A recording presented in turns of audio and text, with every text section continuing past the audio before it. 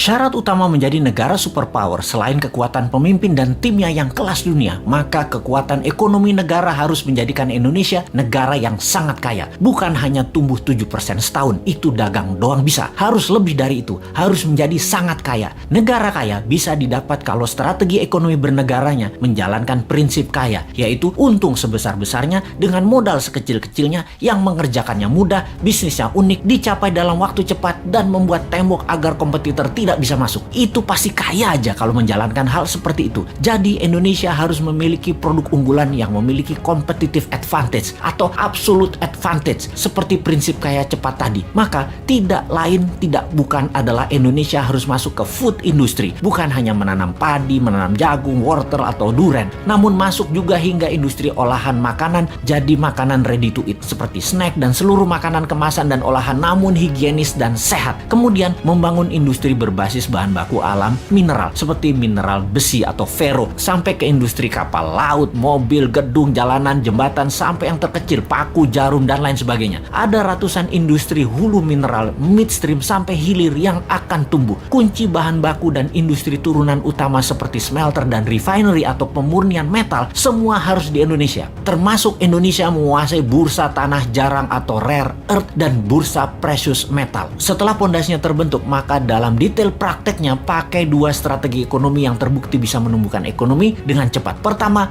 bottom up, dari bawah ke atas, di mana kita akan membuat UKM scale up dari 20 juta pengusaha kelas kecil saat ini, 50%-nya dalam waktu 10 tahun menjadi pengusaha kelas menengah, dan 50% kelas menengah tadi menjadi kelas besar dengan pinjaman 0% menggunakan printing money. Yang diutamakan adalah industri serta manufaktur. Yang kedua adalah trickle down, dari atas ke bawah, di mana kita akan membuat 1000 konglomerat baru. Program ini bernama Bossman Boys. Setiap provinsi akan diseleksi mereka yang nasionalis, sudah memiliki pengalaman bisnis minimum 10 tahun, sudah memiliki organisasi dan tim manajemen yang tangguh. Mereka rata-rata akan diberikan standby loan 5 triliun rupiah tanpa bunga yang harus dikembalikan dalam 7 tahun utuh. Seleksinya nasional berdasarkan prestasi, meritokrasi sistem. Yang terpenting karakternya adalah NKRI garis lurus, visioner, agresif, dan terukur. Oligarki mules nih kalau program ini dijalankan. Makanya jangan pilih Mardigu jadi presiden.